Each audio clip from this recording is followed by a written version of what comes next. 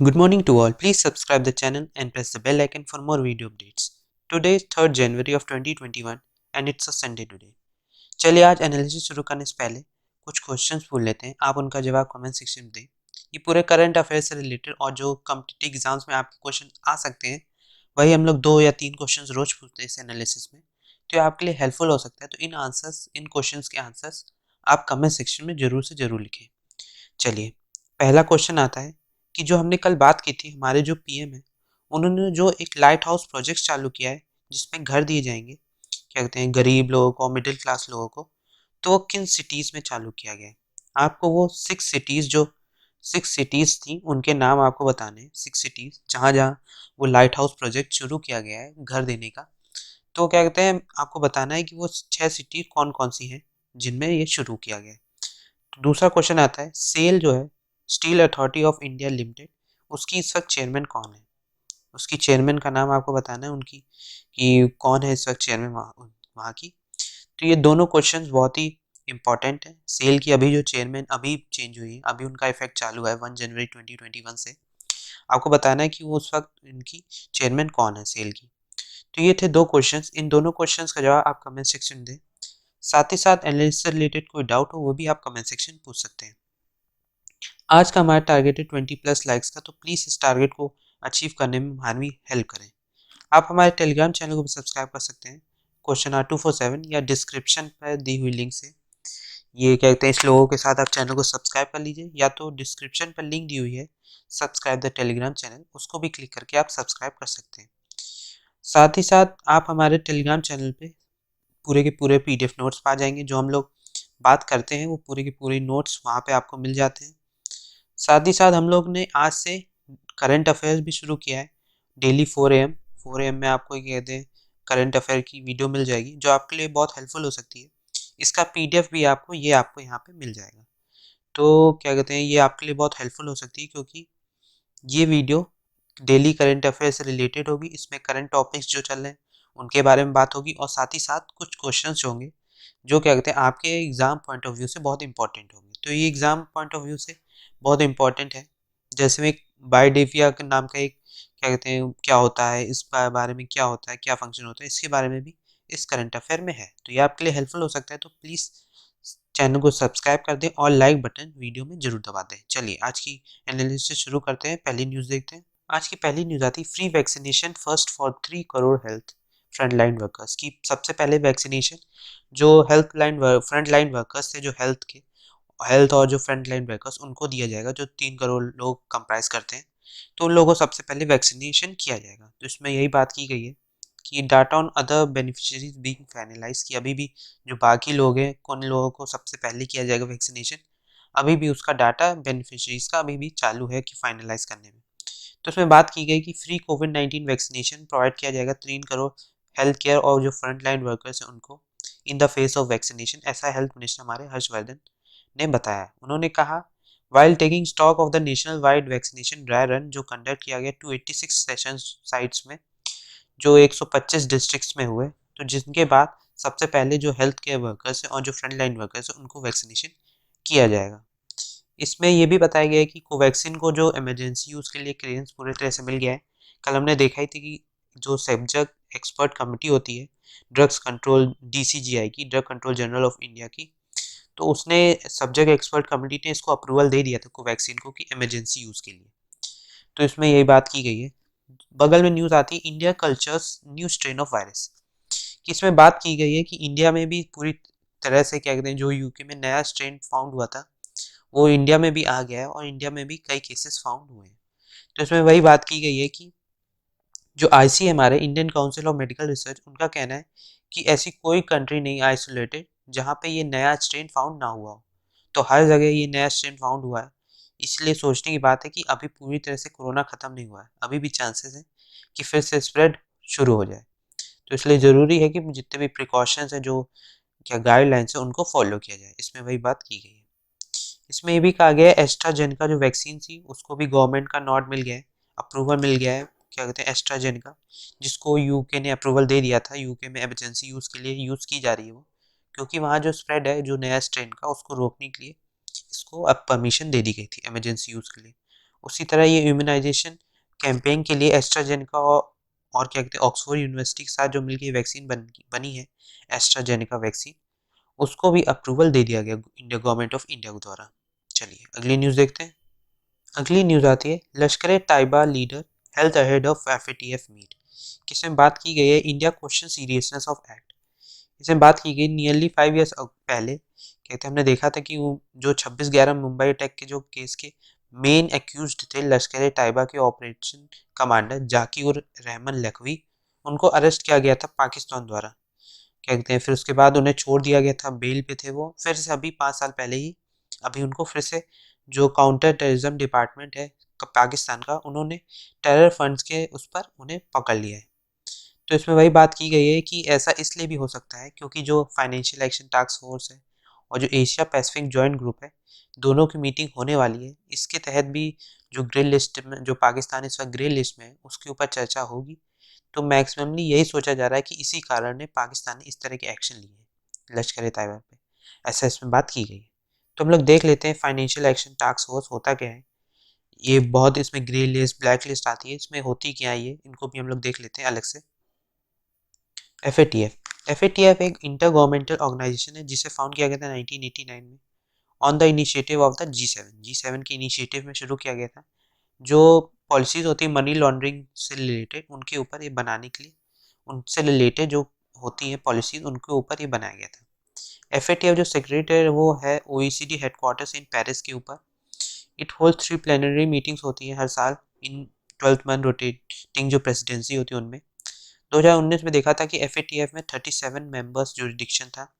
India भी member बना था इसका, इंडिया पहले था इसका ऑब्जर्वर एफ का 2006 में। फिर उसके बाद फुल फ्लैश मेंबरशिप उसको मिली ऑन 25 जून 2010 में। क्या कहते हैं उन्हें 34th कंट्री था एफ का मेंबर बनने का। इसके EAG क्या है, EAG ऑफ एफ EAG एक रीजनल बॉडी है जो कंप्राइज करती है 9 कंट्रीज का, जिसमें आती है 9 country India, Russia, China, Kazakhstan, Kazakhstan, Tajikistan, Turkmenistan, Uzbekistan और बेलारूस। और ये एक एसोसिएट मेंबर है एफ का EAG। इसका रोल क्या है एफ का कि ये जो राइजिंग ग्लोबल इकोनॉमी है, जो इंटरनेशनल ट्रेड है, उसमें जो फाइनेंशियल क्राइम्स होते हैं मनी लॉन्ड्रिंग से रिलेटेड जैसे, तो उनके ऊपर एक्शंस लेना, रिकमेंडेशन करना कॉम्बैटिंग फाइनेंशियल क्राइम्स, रिव्यू करना मेंबर्स पॉलिसीज को, देखना कि इस तरह की दिक्कतें मनी लॉन्ड्रिंग या टेरर फंडिंग कहीं हो रही हो तो उसको रोकना या उस कंट्रीज के ऊपर एक्शन लेना, ये इनका वर्क होता है। इसमें ब्लैक लिस्ट और ग्रे लिस्ट आती है। ब्लैक लिस्ट वो थी जो जहाँ पे नॉन कोऑपरेटिव कंट्रीज और टेरिटरीज जिन्हें कहा जाता है, जिन जहाँ पे सबसे ज़्यादा जो call for action was a common shorthand description, कि जहाँ पे सबसे ज़्यादा टेरर फंडिंग्स होती हैं। ग्रे लिस्ट आती है कि जहाँ पे टेरर फंडिंग्स को सपोर्ट किया जा रहा है या मनी लॉन्ड्रिंग जहाँ पे हो रही है उसको अगर आप कंट्रोल नहीं कर पाते तो आप ब्लैक लिस्ट में चले जाएंगे, ग्रे लिस्ट। तो जहाँ पे शुरू हुई है जहाँ पे हो रही है तो वहाँ पे ग्रे लिस्ट, पहले उसे ग्रे लिस्ट में रखा जाता है फिर ब्लैक लिस्ट में रखा जाता है। तो ये होता है ग्रे लिस्ट ब्लैक लिस्ट। चलिए अगली न्यूज़ देखते हैं। अगली न्यूज़ आती है trade deficit grows to $15 billion in December. इसमें बात की गई है कि जैसे हमने देखा कि कॉन्ट्रैक्ट किया थर्ड स्ट्रेट मंथ में इंडिया का जो एक्सपोर्ट था वो मार्जिनली स्लिप किया 0.8% इन दिसंबर 2020। एक्सपोर्ट एरिया में इंडिया काफ़ी पीछे है क्योंकि इस कोरोना वायरस के कारण काफ़ी कंट्रीज़ के साथ रिलेशंस हमारे थोड़े बिगड़े हैं, जिसके कारण ये एक्सपोर्ट जो एरिया है उसमें जो डेफिसिट देखा गया है। तो इसमें पूरी न्यूज़ में वही बात की गई है कि जो डेफिसिट है ट्रेड डेफिसिट वो $15 बिलियन का है इन दिसंबर में। चलिए अगली न्यूज़ देखते हैं। अगली न्यूज़ आती है anganwadi workers among first beneficiaries in Delhi's dry run. कि जो दिल्ली की ड्राई रन शुरू हुई है उसमें आंगनवाड़ी वर्कर्स जो है उनको सबसे पहले बेनिफिशियरीज हैं जिनको वैक्सीनेशन ये ड्राई रन में मिलेगा। तो इसमें बात की गई जो Dayaganj urban public health care centre है उसमें बात की गई कि anganwadi workers were called for the कोविड-19 वैक्सीनेशन ड्राई रन, जो है कोविड-19 वैक्सीनेशन ड्राई रन उसको वहाँ पे कराया जाएगा आंगनवाड़ी वर्कर्स को सबसे पहले। और जो गवर्नमेंट स्कूल टीचर्स हैं वो पूरा पार्ट वहाँ पे उस ड्राइव में पूरी तरह से पार्ट लेंगे और देखेंगे कि सही से हो रहा है कि नहीं, तो और क्या कुछ दिक्कतें होंगी तो उन पर भी वो लोग पूरा ध्यान रखेंगे। तो इस न्यूज़ में वही बात की गई है। तो सबसे पहले आंगनवाड़ी वर्कर्स जो हैं उनको सबसे पहले ये जो कोविड-19 वैक्सीनेशन ड्राई रन है दिल्ली का वो उन्हीं को मिलेगा। चलिए अगली न्यूज़ आती है Assam doubtful citizens get a centre to learn their rights. इसमें बात की गई कि आसाम के जो मैक्सिमम लोग जो होते हैं उनको अपनी राइट्स के बारे में मैक्सिमम नहीं पता होता है। वो लोग जैसे सिटीजनशिप एक्ट अभी जो अमेंडमेंट हुआ उसमें जो क्या है क्या नहीं है उनमें उनमें काफ़ी कन्फ्यूजन रहता है। इसीलिए देखिए आप मैक्सिमम जो प्रोटेस्ट हुआ था वो नॉर्थ ईस्ट में काफ़ी ज़्यादा हुआ था उस वक्त शुरू में, उसके बाद दिल्ली में भी हुआ, लेकिन आसाम में भी काफ़ी ज़्यादा हुआ था। तो इसमें बात की गई है कि एक सेंटर बनाया गया है आदित्यपुर में, जो क्या कहते हैं एकेडमिक्स के लिए नहीं जाना जाता है, वो 20 किलोमीटर दूर है आसाम का जो बरपेटा टाउन पड़ता है वहाँ से। वहाँ पे एक सेंटर बनाया गया संविधान केंद्र, जिसे नाम दिया गया संविधान केंद्र कॉन्स्टिट्यूशन सेंटर आदित्यपुर में TND बाजार में, जहाँ पे जो जो पीपल मार्क किए गए हैं डी, जो डाउटफुल वोटर्स हैं और जिन्हें सिटीजनशिप इश्यूज हैं, जो नहीं जानते अपनी राइट्स के बारे में या जो विक्टिम्स है किसी भी कॉन्स्टिट्यूशनल राइट के कारण, तो उनके बारे में उनको कॉन्स्टिट्यूशन के बारे में बताना, उनकी राइट्स के बारे में बताना इसी सेंटर का काम है। तो ये काफ़ी अच्छा इनिशिएटिव भी है कि ये हर लगभग हर स्टेट में भी ऐसा बनाना चाहिए, क्योंकि मैं काफ़ी लोगों को अपनी राइट्स के बारे में नहीं पता होता है, कुछ लोगों को कॉन्स्टिट्यूशन के बारे में नहीं पता होता है। तो इस तरह का संविधान केंद्र बनाना काफ़ी अच्छा इनिशिएटिव है। चलिए, यूथ का ये 100 वॉलंटियर्स ने टीम अप करके लॉयर्स के साथ ये संविधान केंद्र बनाया है। चलिए अगली न्यूज़ देखते हैं। अगली न्यूज़ आती है NGMA starts weekend arts music sessions की। NGMA ने स्टार्ट किया है जो क्या कहते हैं जो म्यूजिक सेशंस होते थे पोस्ट कोविड प्री कोविड-19 वर्ल्ड में, जो एक्टिविटीज़ होती थी उनको धीरे धीरे फिर से शुरू करने की बात की गई इसमें, कि धीरे धीरे जो स्केचिंग सेशंस होते थे, पोट्री स्टूडियो या जो dance performance national gallery of modern art में वो फिर से शुरू किए गए। तो हम लोग देख लेते हैं national gallery of modern art कहाँ है क्या है। National gallery of modern art इसे इस्टेब्लिश किया गया था 1954 में at Jaipur house New Delhi में। ये रन और एडमिनिस्टर किया जाता है subordinate office to the ministry of culture, government of India के द्वारा। इसके दो ब्रांचेस हैं, एक मुंबई में दूसरा बेंगलुरु में। वन ऑफ द ऑब्जेक्टिव इसका है to acquire and preserve works of modern art from the 1850s onward, कि जो मॉडर्न आर्ट है उसको प्रिजर्व करना, जिससे हम उसे क्या कहते हैं उसे प्रिजर्व कर सकें। जो हमारी आर्ट है 1850s ऑनवर्ड से ही यही ऑब्जेक्टिव हमारा था, और तब से इसे क्या कहते हैं इसको लाने की बात हुई थी, फिर 1954 में इसे बनाया गया। चलिए अगली न्यूज़ देखते हैं। अगली न्यूज़ आती है farmers plan a series of events. इसमें बात की गई है कि फार्मर्स ने कहा है अगर एग्रीकल्चर लॉस विड्रॉ नहीं किए जाते हैं तो वो ट्रैक्टर परेड्स कर सकते हैं रिपब्लिक डे के दिन। जैसे वहाँ पे परेड चालू होगी इन पैरेलल वो लोग भी अपने ट्रैक्टर परेड्स कर सकते हैं, ऐसा उनका कहना है कि कहते हैं 26 जनवरी से अगर पहले अगर ये जो एग्रीकल्चर लॉज हैं अगर उनको रिपील नहीं किया जाता है तो उनका प्रोटेस्ट और ज़्यादा बढ़ेगा और वो tractor parade Republic day parade में कर सकते हैं, ऐसा उनका कहना है। चलिए अगली न्यूज़ देखते हैं। अगली न्यूज़ आती है IIMs can build on innovation Pioneer during pandemic.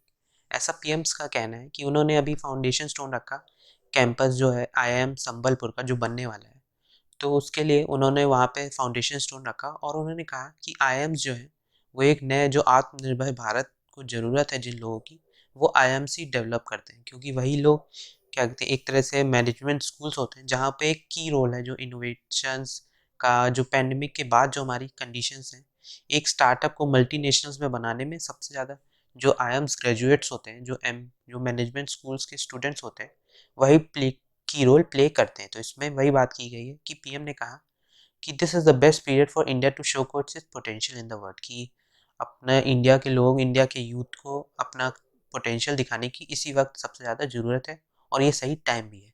उन्होंने ये भी कहा कि यही लोग जो हैं IIMs ग्रेजुएट्स जो स्टूडेंट्स होते हैं वही एक स्मॉल स्टार्टअप को भी एक मल्टीनेशनल में बना सकते हैं।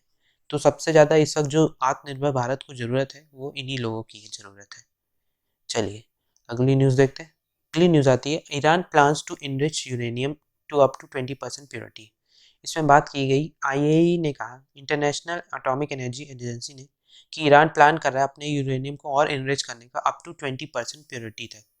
तो काफ़ी ज़्यादा प्योर करने के लिए कोशिश किया जा रहा है और ये थ्रेशोल्ड जो सेट है 215 वीनर रिकॉर्ड अकॉर्ड के हिसाब से उसको बियॉन्ड उसके जाएगा। तो इसमें बात की गई है वही उसी के बारे में। तो इसमें इंपॉर्टेंट आता है IAEA। तो हम लोग देख लेते हैं ये है क्या, इंटरनेशनल एटॉमिक एनर्जी एजेंसी के बारे में। ये इसे world atoms for peace organisation के द्वारा 1957 बनाया गया था with the United Nation family के साथ मिलकर। Reports to both United Nation General Assembly and Security Council जाती है। इसका हेडक्वार्टर वीना ऑस्ट्रिया में है। इसके फंक्शन ये वर्क करता है मेंबर स्टेट्स के साथ और जो मल्टीपल पार्टनर्स हैं उनके साथ प्रमोट करने के लिए सेफ और secure environment, peaceful use of nuclear technology, promote करता है peaceful use of nuclear technology के लिए। इसके बोर्ड ऑफ गवर्नेंस क्या है, 22 मेंबर स्टेट्स हैं जो स्प्लिट करते हैं जियोग्राफिकल डाइवर्सिटी को, इलेक्टेड किए जाते हैं जनरल कॉन्फ्रेंस के द्वारा। एटलीस्ट 10 मेंबर स्टेट्स जो होते हैं वो नॉमिनेट किए जाते हैं आउटगोइंग बोर्ड के द्वारा, और बोर्ड मेंबर ई रिसीव 1 वोट, सबके पास एक एक वोट होता है, 2 साल का टर्म होता है। इनके फंक्शंस क्या हैं, ये रिकमेंड करते हैं general conference on IAE activities on budgets में, रिस्पॉन्सिबल होते हैं आईएई स्टैंडर्ड्स को मेंटेन करने के लिए, रिस्पॉन्सिबल होते हैं for making most of the policies जो होती है आईएई के लिए, अपॉइंट करते हैं डायरेक्टर जनरल को जो subject to general conference approval के हिसाब से। इनके प्रोग्राम भी कुछ बताए गए हैं इसमें, जैसे programme of action for cancer therapy, human health programme, water ability enhancement project, international project innovative nuclear reactor and fuel cycle 2000। तो ये कुछ प्रोग्राम्स हैं इनके आईएईए के। चलिए अगली न्यूज़ देखते हैं। अगली न्यूज़ आती है, rabi food grain output likely to exceed previous record. इसमें बात की गई कि राबी क्रॉप सभी जानते हैं विंटर क्रॉप होती है, अक्टूबर से शुरू होता है उनका सोइंग। तो क्या कहते हैं, इसमें बात की गई कि इस बार राबी का जो फूड ग्रेन है उसका आउटपुट इस बार ज़्यादा माना जा सकता है, कि इस बार ज़्यादा होगा, प्रीवियस रिकॉर्ड को तोड़ सकता है, ऐसे इसमें बात की गई। इसमें बात की गई कि सेंटर ने टारगेट सेट किया है 151.65 मिलियन टन्स का 2020-21 के लिए। तो आप कुछ राबी क्रॉप्स का नाम बताएं, कुछ राबी क्रॉप्स का नाम आप कमेंट सेक्शन में बताएं कि कौन कौन सी राबी क्रॉप्स होती हैं, ये आप कमेंट सेक्शन में बताएं। इस बार बात की गई कि इनका सोइंग होता है, क्या कहते हैं, लगभग अक्टूबर से शुरू होता है, जैसे ही खारिफ क्रॉप जो समर क्रॉप्स कहलाती है उनका जो खत्म होता है उसके बाद इनका क्रॉप्स का शुरू होता है। और जो आप ये काफ़ी इंपॉर्टेंट है, क्रॉप ईयर शुरू होता है जुलाई से जून तक। जुलाई, जैसे जुलाई 2020 है और ये चलेगा जून 2021 तक। तो इस तरह से ये क्रॉप, एक तरह से ये एक वन क्रॉप ईयर हो गया। तो आप याद रखिएगा one crop year equals to क्या होता है। तो ये बहुत इंपॉर्टेंट है। चलिए अगली न्यूज़ देखते हैं। अब हम लोग देखते हैं साइंस एंड टेक्नोलॉजी पे से कुछ न्यूज़ को। पहली न्यूज़ आती है द फर्स्ट लाइफ फॉर्म्स। इसमें बात की गई कि एक स्टडी में जो पब्लिश की गई थी एंगर एंड वेन केमी में, जिसमें रिसर्चर्स ने एक सिंपल कंपाउंड को ढूंढा है, डायमिथोस्फेट को, जो एक साथ मिलके बिल्डिंग ब्लॉक्स बनाता है डीएनए का, जो एक साथ प्राइमोर्डियल स्ट्रक्चर बना के डीएनए को फॉर्म करते हैं। तो इसमें बात की गई कि पॉसिबिलिटी है कि डीएनए और आरएनए एक साथ बढ़ते हैं और वो नए लाइफ फॉर्म्स को मिक्सचर ऑफ द टू बनता है। तो एक नए लाइफ फॉर्म्स को कैसे बनता है उसके बारे में ये स्टडी में फाउंड किया गया है। तो ये काफ़ी अच्छा इनिशिएटिव भी है, इस तरह की स्टडी के बारे में आपको पता भी होना चाहिए थोड़ा बहुत, क्योंकि कभी कभी पूछ लिया जाता है, कहते हैं कि किस तरह की स्टडी में, कहते हैं ये कौन सा है किस स्टडी में, या इस तरह की कोई कॉम्प्रिहेंशन आ जाएगा, तो बहुत इंपॉर्टेंट होता है इस तरह का। चलिए अगली न्यूज़ देखते हैं। अगली न्यूज़ आती है हाउ द ब्रेन सीज। इसमें एक स्टडी पब्लिश की गई नेचर में। ये नेचर बहुत बड़ा जो एक कहते हैं मैगजीन है, जो नेचर जो साइंस मैगजीन जिसे कह सकते हैं, उसमें जर्नल है, साइंस जर्नल। तो क्या कहते हैं, जहाँ पे काफ़ी ज़्यादा साइंस रिलेटेड जो आती हैं जर्नल्स, तो इसमें बात की गई कि कैसे ब्रेन एक दूसरे को देखता है। तो participant were asked to move around their brain waves, और ऐसा माना गया कि जो ब्रेन वेव्स हैं वो फ्लो करती है टिपिकल पैटर्न में, और उसके हिसाब से पहचाना जाता है कि कौन उन इंसान के साथ रिलेशन में है कि नहीं। उसे एक कॉमन कोड जनरेट होता है जिसके हिसाब से ब्रेन जानता है कि वो इंसान उसके साथ रिलेशन में है, क्या उसे पहचानता है कि नहीं। इस तरह से ब्रेन देखता है। चलिए अगली न्यूज़ देखते हैं। अगली न्यूज़ आती है कॉम्बैटिक एएमआर। इसमें बात की गई है कि ड्रग रेजिस्टेंट बैक्टीरिया होता है उनको एंटीबायोटिक क्लीनिंग के द्वारा कैसे किया जाता है। एक नया क्लास ऑफ कंपोनेंट के बारे में डिस्कस किया गया है नेचर में, ये भी एक नेचर में ही पब्लिश की गई जर्नल में ही से ही लिया गया है। इसमें भी एक एंटीबायोटिक क्लीनिंग के बारे में बात की गई है। अगली आती है क्लीन टनलिंग। ये रिसर्चर्स ने देखा है कि लैब एविडेंस पाया गया है कि सेंचुरी ओल्ड प्रोपोर्शन का, जिसमें रिलेटिविस्टिक पार्टिकल जो है वो पेनिट्रेट करते हैं बैरियर अप टू 100% ट्रांसमिशन का। तो ये पब्लिश की गई है साइंस में, एक रिसर्च पब्लिश की गई, उसमें ये बात की गई है कि एक बेसिक साइंस में फाउंड हुआ है कि एप्लीकेशन जो ऑन चिप लॉजिक डिवाइसेस होते हैं उनके हिसाब से कैसा होता है, sound energy harvesting, acoustic signal processing कैसे होती है उसके बारे में बात की गई है। चलिए अगली न्यूज़ देखते हैं। अगली न्यूज़ आती है अ न्यू मेजर फाउंड हुआ है जो प्रेडिक्ट कर सकता है किसी भी सिटीज़ में कि प्रोन टू रेन या टाइड बेस्ड फ्लडिंग हो सकती है कि नहीं। इस रिसर्च में ऐसा फाउंड हुआ है कि जिसमें फाउंड हुआ था कि चेन्नई वॉज रेनफॉल डोमिनेटेड, और जो Mithi catchment was storm tide dominated, कि जो मिथि कैचमेंट है वहाँ पे स्टॉर्म आ सकता है और चेन्नई में रेनफॉल ज़्यादा हो सकती है, ऐसा प्रिडिक्ट किया गया था और वो सही भी हुआ। तो इस रिपोर्ट में वही बात की गई कि कोस्टल सिटीज़ होती हैं, जो फ्लड्स जहाँ पे ज़्यादा आते हैं, तो वहाँ पे इस तरह के जो रिसर्च है ये हेल्पफुल हो सकते हैं। अगर जो स्टॉर्म्स आ जाते हैं कभी-कभी, तो जिसके कारण काफ़ी ज़्यादा डिस्ट्रक्शन होता है, उसको रोकने के लिए ये हो सकता है। तो जो एक टीम थी उसने सेलेक्ट किया था 3 geographical diverse flood prone coastal regions को, जो मिथि कैचमेंट है मुंबई में महाराष्ट्र, जगत सिंहपुर डिस्ट्रिक्ट उड़ीसा में और ग्रेटर चेन्नई कॉर्पोरेशन तमिलनाडु में। जहाँ पे इसे मैट्रिक टेस्ट किया गया और काफ़ी अच्छा रिजल्ट फाउंड हुआ है कि कुछ जगहों पे ये डाटा जो क्या कहते हैं एक तरह से मेजर है वो सही फाउंड हुआ है। इस न्यूज़ में वही बात की गई। चलिए अगली न्यूज़ देखते हैं। अगली न्यूज़ आती है woolly rhino from the ice age found in Russia. इसमें बात की गई है एक वूली राइनो फाउंड हुआ है, एक वर्ल्ड प्रिजर्व जो जैसे हमने देखा था आइस एज वूल में वूली राइनो जो फाउंड हुआ था, जो एक्सटिंक्ट हो चुके हैं, उनका ही एक पार्ट उनका ही तरह ही रशिया में एक एक्सट्रीम नॉर्थ में एक फाउंड हुआ है। तो इसमें वही बात की गई उसके बारे में कि कैरकास जो रिवील किया गया मेल्टिंग परमाफ्रोस्ट यूक्विटिया में जो अगस्त में फाउंड हुआ था, उसमें साइंटिस्ट ने वेट किया आइस रोड्स के लिए जहाँ पे Arctic region to make a passable, जहाँ से डिलीवर कर सके lab for studies next month. तो यहाँ पे वो नया वूली राइनो फाउंड हुआ है, तो उसके बारे में ये पूरी न्यूज़ बात की गई है। चलिए आज के लिए इतना ही। Thank you very much. अगर आपने चैनल को सब्सक्राइब नहीं किया तो चैनल को सब्सक्राइब कर दें और लाइक बटन जरूर दबा दें। Thank you very much.